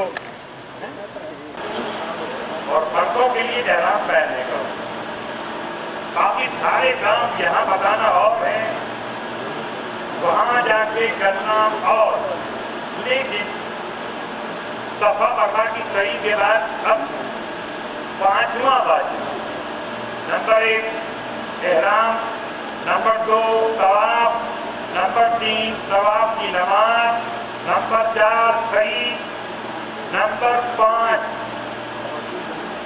मर्दों के लिए 2 रास्ते, एक हलक और एक तफसीर। हलक का मतलब गंजा हो, तफसीर का मतलब थोड़े से बाल काटते। आगा इस इस्लामी के एहतियात वाजिब कि नाखून काटना काफी नहीं, बाकी मराजिब बात लौट से, जिनमें इमाम खुमैनी, आयतुल्लाह खामेनी, आयतुल्लाह काफी समझते हैं, लेकिन बरहाल आगा इस इस्लामी के एतबार काफी नहीं, नाखून काटने का थोड़े से बाल भी काटने पड़े। कितने बाल काटने? थोड़े से काटने। कितने काटने? तो बालों का साइज कोई नहीं, बस ये कहा जाए कि बाल कट गए, तफसीर हो जाएगी। मगर नियत के बाद, नियत क्या? उम्रे के एहराम से फारिग होने के, उम्रा मुफर्रदा हो या उम्रे तमत्तु, हज की बात नहीं कर रहा। हज का एहराम मिना के वाजिबात के बाद उतरता है। उम्रे का एहराम मस्जिद हराम में सही करने के बाद, मुकम्मल होने के बाद फिर उतरता। ये बात याद रखना, जब तक अपनी तफसीर न कर किसी और की नहीं कर सकते। आपको याद हो मैंने कहा था अपने बाल उखाड़ना भी हराम है, किसी और के बाल उखाड़ना भी हराम है। तो पहले अपने बाल काटने की नियत कीजिए कि मैं उम्रे मुफर्रदा या उम्रे तमत्तु के एहराम से फारिग होने के लिए तफसीर करता या करती हो, करवाता या करवाती हो, कुर्बता नहीं करता। और जिन्हें सर के सारे बाल काटने हो वो जाए मर्द नाई की दुकान पर, नियत करें हलफ की कि एहराम से फारिग होने के लिए हलफ करवाता हूँ और बदन पर एक दुआ पढ़, परवरदिगार मुझे हर बात के बदले रोज़े क़यामत एक नूर अता फरमा। हो गया मसला, तफसीर हो गई ख़वातीन में, तफसीर के हलफ मर्दों में, 5 वाजिबात पूरे हो। अब अगर उम्रे मुफर्रदा कर रहे थे तो इसके बाद 2 वाजिबात और, एक का नाम तवाफ़ुन निसा, एक का नाम उसकी 2 रकात नमाज। अब ये एहराम की पाबंदी के बगैर होंगे, 7 चक्कर तरीका हुई, शराइत हुई, सिवाय एहराम नहीं है इसमें आसान। मुकामे इब्राहिम के पीछे नमाज का तरीका हुई, पर नियत का फर्क है इन दोनों में। पहले में तवाफ़ उम्रे मुफर्रदा या तवाफ़ उम्रे तमत्तु, और इसमें तवाफ़ुन निसा बराए उम्रे मुफर्रदा और तवाफ़ुन निसा बराए हज तमत्तु। क्यों कि उम्रे तमत्तु में तवाफ़ुन निसा वाजिब है, तो वहाँ 7 के बजाय 5 वाजिबात, और 5 वाजिबात उम्रे तमत्तु के थे, और 13 वाजिबात हज तमत्तु। ये 13 वाजिबात क्या? पहला वाजिब मक्कातुल मुकर्रमा से हज का एहराम पहनना, ज़िलहज की 8 तारीख ज़वाल आफ्ताब के बाद मुस्तहब ज़ोहर की नमाज के बाद, और फिर 9 ज़िलहज को अरफात के मैदान में सवाल आफताब से गुरूब आफताब तक रुकने की नियत करना, गुरूब आफताब के बाद मुज़दलिफ़ा पहुंचकर रात का कुछ हिस्सा और सुबह फजर से लेकर और सूरज के निकलने तक का ज़माना गुजारना नियत के साथ। ये मुज़दलिफ़ा का वक़ूफ़ या मशअरुल हराम में वक़ूफ़ बजा लाना कहलाता है। और उसके बाद 10 ज़िलहज ईद का दिन, बकरा ईद का, सूरज निकलने के बाद मुज़दलिफ़ा से निकल कर मिना आ जाना और 10 तारीख को मिना के 3 वाजिब अंजाम देना। पहला वाजिब मिना का, बड़े शैतान को 7 गंदरियां मारना। शैतान खड़े कर दिया, लिखानी इसमें सजा नहीं, छोटे तो बनाया क्या हो जाएंगे। तो इस साल तरक्की हो गई मुल्लारात में और शैतानों की छवि भी आ गई। तो कंकर नहीं होना आगे दिखा लगा, अब बाकी साल कंकर हाथ रखिएगा। तो कंकर मार सकते हैं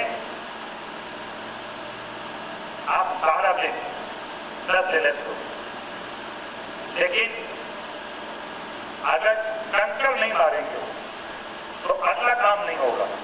इसलिए आराम किए बगैर चाहिए कंकर मारेंगे, बहुत थके हुए कंकर मारने पड़ेंगे। कंकर मारेंगे तो कुर्बानी हो, और कुर्बानी खुद करना वाजिब है। किसी को नियामत देके उससे करवाई जा सकती, पाकिस्तान में नहीं होगी, न ईरान में होगी, न नजफ में होगी। मशहूर मराजे इस्लाम के लिहाज से ये तो मिना में, और मिना में नहीं तो अल अक़रब फल अक़रब, मिना से करीब तरीन जगह, वरना हुदूद हरम में किसी भी मकाम में कुर्बानी हो। हुदूद हरम जो मक्के का हुदूद हरम है उसके एतबार याद रखिएगा। कुर्बानी नंबर 2 पे है और हज तमत्तो की कुर्बानी वाजिबात में शामिल। तीसरा काम था मर्दों के लिए, जो गंजे नहीं हुए तो गंजे होंगे, वरना थोड़े से बाल काटेंगे। पहला हज अगर है तो फिर एहतियात वाजिब की बिना में गंजे हो जाएंगे। ख़वातीन और बाकी मर्दों के लिए थोड़े से बाल काटना काफी है। 10 ज़िलहज को जैसे ही बाल कटे एहराम उतर गया, ये पाबंदी हराम खत्म, सिवाय खुशबू हराम, इज़्दिवाजी ताल्लुकात हराम, मक्के से बाहर जाना हराम, दूसरा उम्रा करना हराम। अब ये हलाल कैसे होंगे? अब हलाल होंगे या 10 तारीख को जाएंगे तो, वरना 11 या 12 को जाएंगे तो। हमारे मक्का 5 काम करें, ये खाने खुदा का तवाफ बगैर हराम के होगा, बगैर नहीं। बाकी सारे पूरी वाजिबात करें। उसकी दौर का तमाम मुकामी इब्राहिम पीछे पड़ना हो, सिर्फ नियत का फर्ज एहराम नहीं है, बाकी वाजिबात वही बात। और उसके बाद सफा मरवा की सही, सिर्फ नियत का फर्ज हज की सही कर, एहराम भी नहीं, बाकी सारी वाजिबात वही बात। ये चलना कैसे है, कहाँ दौड़ना है और कहाँ जाके मुकम्मल करना।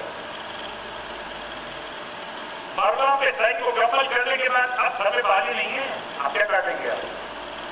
क्या एहराम ही नहीं है? बाल को जब कटते जब एहराम होता, जब एहराम नहीं तो बाल के काटने का सवाल नहीं। वो 5 अमाल थे, 3 हुए भी।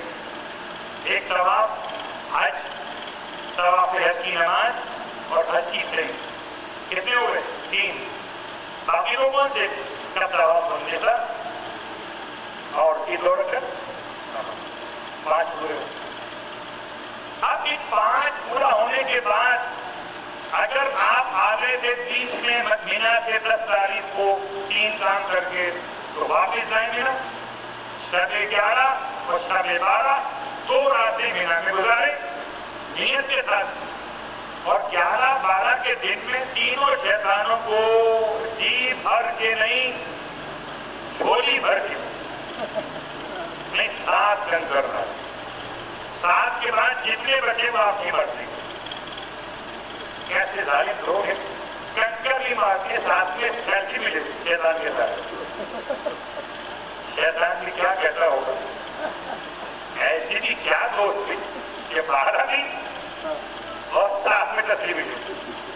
تو 7 کنکریاں تینوں کو مارنا ہے۔ ترتیب، پہلے ماریں گے چھوٹے شیطان کو، پھر ماریں گے درمیانی شیطان کو، پھر ماریں گے بڑے شیطان کو۔ ایسے ہی ترتیب سے واقع ہو۔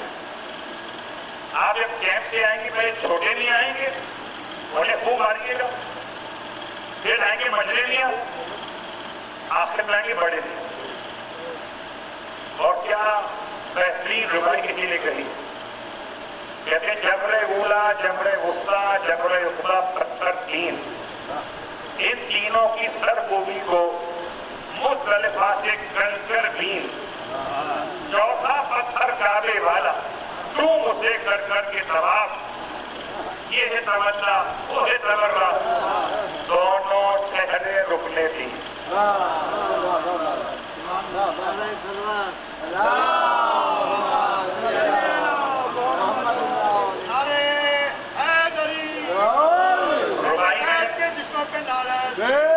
ربائی میں نے پڑھ دی، ہمیں یاد رکھیے گا، اس ربائی میں واجبات کا بیان تھا،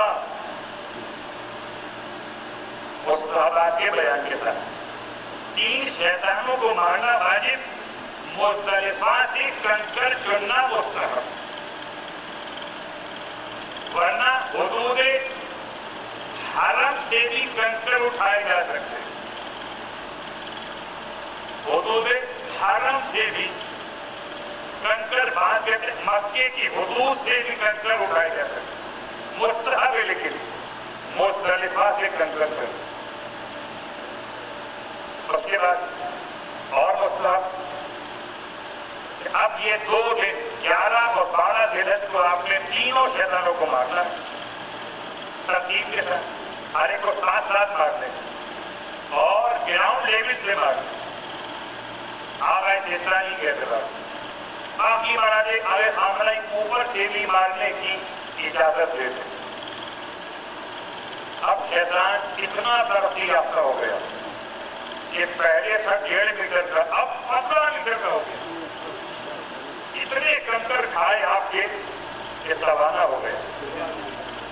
اور جیسے ہی 12 ذی الحجہ کے واجبات پورے کریں گے شیطانوں کو مارنے والے، اور اعمال مکہ پہلے کر چکے ہوں گے، تو ذی الحجہ کی 12 تاریخ زوال آفتاب تک آپ نے مینا میں رکنا، اور زوال آفتاب کے بعد مینا سے باہر نکلے، مینا سے باہر نکلے اور حاجی ہو گئے۔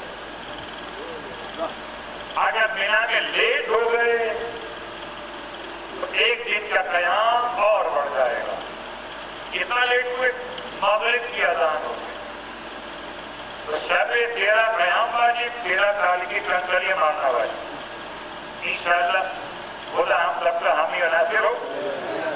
یہ واجبات حج کا مختصر سا بیان تھا۔ پروردگار ہم سب کو ہر سال حج بیت اللہ الحرام نصیب فرمائے اور تمام مشکلات کو سہل و آسان فرمائے، ہمارے ہر عمل کو خلوص کے ساتھ اپنی بارگاہ میں شرف قبولیت کی عنایت فرمائے۔ امام زمانہ علیہ السلام کا واسطہ حضرات جہاں مسجد امام کا ٹرسٹ کے تمام ذمہ داران، خاص طور سے وہ ذمہ داران یہ جو بڑی محنت کرتے ہیں اس کلاس کے لیے، سب تو ہیں ساتھ میں، مگر جو بناتے ہیں کعبہ، جو بناتے ہیں صفا اور مروہ، اور آج ساتھ کو شیطان بھی بنا دیا۔ پروردگار ان کی محنتیں اپنی بارگاہ میں قبول فرمائے۔ بار اللہ واسطہ محمد و آل محمد کا سارے حجاج کو توانائی عطا فرما، صحت و عافیت عطا فرما، اور جو اس سال حج پہ نہیں جا رہے انہیں ہر سال حج کی توفیق عطا فرما۔ برائے خوشنودی امام زمانہ علیہ السلام کو لنگر صلوات پڑھیں۔ کوئی سوال کسی کو روکے، باقی لوگ کر سکتے ہیں۔